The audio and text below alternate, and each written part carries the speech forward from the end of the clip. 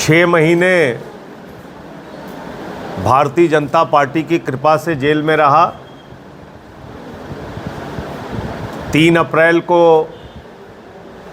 Jail से बाहर आया और उसके बाद लगातार इंडिया गठबंधन के दलों के प्रचार के लिए, आम आदमी पार्टी के प्रचार के लिए उत्तर प्रदेश हो, महाराष्ट्र हो, झारखंड हो, पंजाब हो, हरियाणा हो, दिल्ली हो, अलग अलग राज्यों में प्रचार के लिए गया।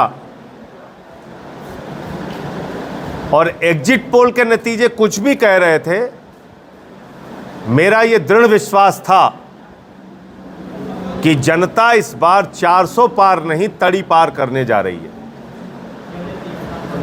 इतने संसाधनों के साथ भारतीय जनता पार्टी चुनाव लड़ी। पूरा धनबल का संसाधन उनके साथ, इलेक्टोरल बॉन्ड में सारी चीजें खुल के आई। पूरा मीडिया तंत्र का संसाधन उनके साथ, चुनाव आयोग उनके साथ, प्रशासन उनके साथ, CBI, ED, income tax department उनके साथ। तो इतने तंत्र का इस्तेमाल करके भारतीय जनता पार्टी चुनाव लड़ रही थी और 240 सीटों पर सिमट गई। यानी कि जो प्रधानमंत्री जी का 400 पार का दावा था, उससे 160 सीट कम आई और 2019 की तुलना में 303 से 63 सीटें इस बार कम आई। और सबसे ज्यादा मैं धन्यवाद देना चाहता हूं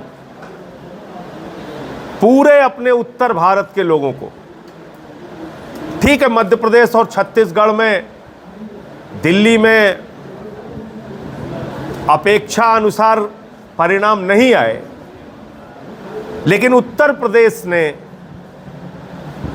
गुंडागर्दी का उत्तर दिया, भ्रष्टाचार के खिलाफ उत्तर दिया, महंगाई के खिलाफ उत्तर दिया, बेरोजगारी के खिलाफ उत्तर दिया, अग्निवीर के खिलाफ उत्तर दिया, पेपर लीक के खिलाफ उत्तर दिया, बुलडोजर नीति के खिलाफ उत्तर दिया, पिछड़ा, दलित, अल्पसंख्यकों के साथ भेदभाव का उत्तर दिया। यह उत्तर प्रदेश के लोगों ने जो बड़ा उत्तर दिया, खासतौर से अयोध्या वासियों ने जो उत्तर दिया, यह भारतीय जनता पार्टी के लिए बहुत बड़ा सबक है। और अगर अभी भी वो नहीं सीख पा रहे हैं तो भगवान ही उनको सद्बुद्धि दे सकता है।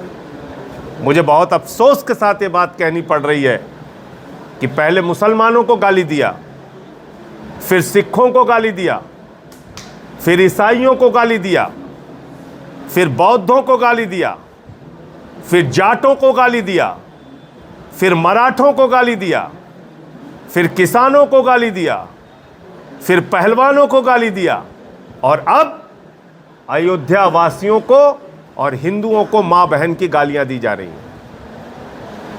यह शर्मनाक काम कर रहे हैं भारतीय जनता पार्टी के लोग। यह आरएसएस का संस्कार है, यह बीजेपी का संस्कार है। अयोध्या में दलित समाज से आने वाले अवधेश प्रसाद पासी चुनाव कैसे जीत गए, आप बर्दाश्त ही नहीं कर पा रहे। आप गालियां दे रहे हैं अयोध्या के लोगों को, मां बहन की गालियां, हिंदुओं को मां बहन की गालियां। इनके यहां से प्रसाद मत खरीदो, इनका बहिष्कार करो। अरे प्रभु श्री राम ने आपको शिक्षा दी है, प्रधानमंत्री जी सीखिए। और शिक्षा क्यों दी? क्योंकि आपके मन में अहंकार हो गया था कि आप भगवान से भी बड़े हैं। बीजेपी वाले गाना गा रहे थे, जो राम को लाए हैं हम उनको लाएंगे। प्रभु श्री राम को ला सकते हैं बीजेपी वाले? भगवान श्री राम सृष्टि के रचयिता हैं, हमारे आराध्य देवता हैं। भगवान श्री राम को कोई भाजपाई नहीं ला सकता, कोई मोदी नहीं ला सकता। भगवान हम सबको लेके आए। कल को बेटा अपने बाप से कहने लगेगा, बापू बापू हम तुमको लेके आए। बापू कहेंगे बेटवा हम लाए, कहें नहीं नहीं तुमको हम लेके आए। इतना अहंकार। आप कह रहे हैं भगवान जगन्नाथ मोदी जी के भक्त हैं। आपने अयोध्या के अंदर नवीनीकरण विकास के नाम पे वहां के लोगों के सैकड़ों साल पुराने घर ध्वस्त कर दिए, पुरातन मंदिरों का आपने ध्वस्त कर दिया। ये कौन सा विकास है आपका? गरीब का घर उजाड़ के, मंदिरों को तोड़ के।